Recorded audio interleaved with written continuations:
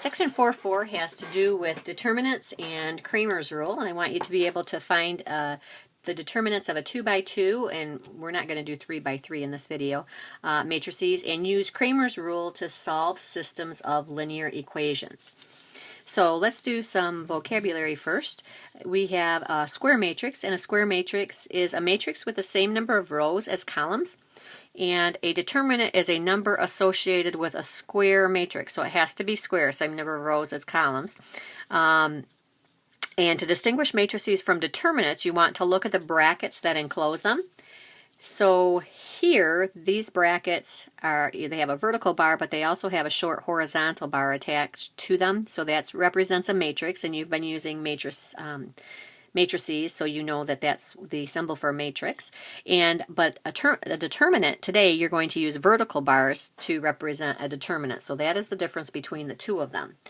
And when you're using determinants, matrix A you can denote as determinant A, if you want to denote the determinant, or you can put that inside the vertical bars or brackets, and do not confuse the determinant of A with the absolute value of A. So keep that in mind.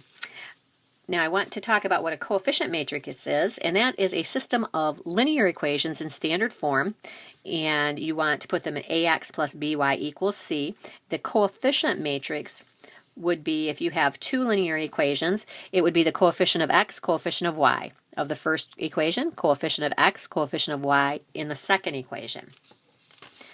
Okay, so finding a 2x2 determinant for a matrix, basically what you're going to do is you're just going to, here this indicates it's a matrix, we're taking the determinant of it, so we can also write it as inside vertical brackets, and we just multiply on a diagonal, so A times D, and always subtract in between. So A times D minus C times B. Alright, so here is an example of some actual numbers inside of it. We have 2 times 9, and then always subtract in between 5 times 3. So you're multiplying on a diagonal. And always go from the upper left to the lower right. And then subtract the lower left from the multiplied by the upper right. Okay, so then you just find the product of each and subtract. So this one would be 3. All right, let's do an example, another example of a determinant. We have this matrix we want to find the determinant of. So again, we're going to change it to determinant notation and multiply on the diagonal. So you're going to get negative 3 times negative 6, which will give you a positive 18. And then you're going to subtract negative 1 times negative 4, which will be subtracting a positive 4, so that determinant is going to be 14. Now just remember, I mentioned this several times before, when you have a system on two linear equations, one of three things can happen. And here are the examples graphically. You can have one point of intersection, you can have exactly the same line, or you can have parallel lines. Now the way to interpret when you're using Cramer's rule what type of a system you have is if the determinant is not equal to 0, the system is consistent in one solution. So that would be like what we have up here. This is not 0, so we know we're going to have one unique solution. However, if the determinant equals 0, there are two different cases. If the determinant is 0 and at least one numerator determinant is 0, the system is dependent and has infinitely many solutions.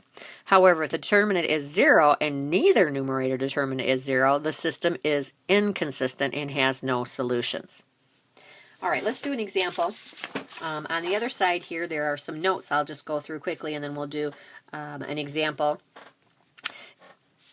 When you have your system, it's very, very important that you write the system of equations in standard form. So put a star next to that or put it in the box. So if you notice here, this is not in standard form. If you don't put it in standard form, you're going to get the incorrect solution, or get an incorrect solution.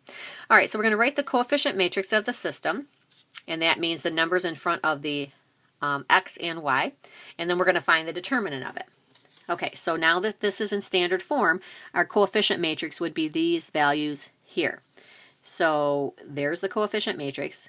front of the x in front of the y of the first equation, front of the x, front of the y of the second equation. You're going to multiply on a diagonal and then find the determinant, which here would be -3. This is going to be your denominator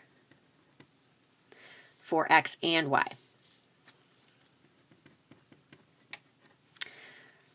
Okay, and remember to divide by that.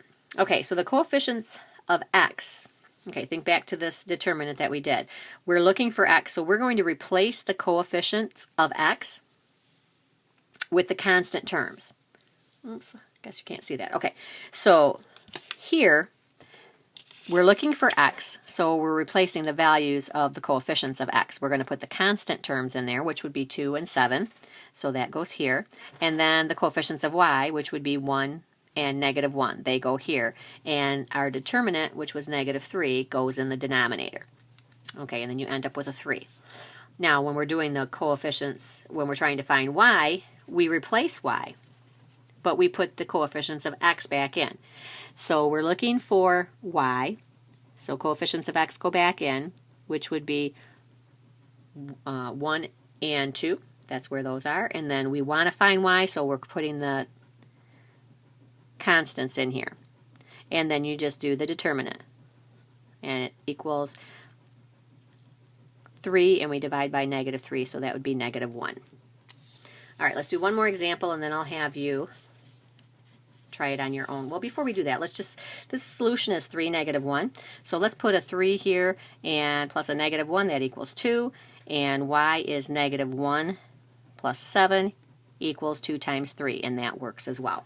So you can always check these and make sure you have them correct. Okay, here is another example. Here's our system, and I have just put the ABCs in here for both equations. And to find the determinant, remember, this would be our denominator. 1, -1, 3, -2 gets put into a determinant. We multiply on a diagonal, and then we just solve for the determinant. So we end up with a determinant, which is our denominator determinant, of 1. Okay, now we have to find x and y. So now this is our denominator. Now we need to find the numerator, which is also a determinant. So we're finding x, so it is not in the determinant. So these are going to be our constants, 1 and 4. And then we have y, the coefficients of y in both equations. So that would be -1 and -2. And then we find the determinant of that, which is 2. Okay, we put that over our denominator, which is 1 from our determinant of the left side of the system here. And then we go ahead and do the same thing for y. So now I'm going to put the x's in because I'm looking for y. So I put the 1 comes from here, the 3 here, and we're looking for y, so now we're putting the constants in there, so 1 and 4. All right, we multiply on a diagonal. 1 times 4 minus 3 times 1, and that's going to give us a value of 1, and then we always have to put it over our first determinant that we figured on the left-hand side of the system. And this time it happened to be 1. So, okay, so our solution is 2, 1, and again we can check it. If I put a 2 here, that's 2 minus 1, which equals 1. And then 2 times 3 is 6, minus 2 times 1 is going to give us 4. So that solution works for both equations. So it is a solution to our system. Okay, so just a reminder here, you won't always get a solution. You have to be very careful when your determinant, the first determinant that you figure out from the coefficients, if it's 0, then you have to interpret what's going on. So if the determinant is not equal to 0, we have one unique system, which is what happened here. If the determinant is 0, at least one, and let me circle that, at least one numerator determinant is 0, the system is dependent and has an infinite number of solutions. So there are 2 cases when you have 0. So 2 cases when the determinant of the coefficient matrix equals 0. So the second case, if it equals 0 and neither numerator determinant is 0, the system is inconsistent and has no solutions. Okay, so go back and try the You Try It up above.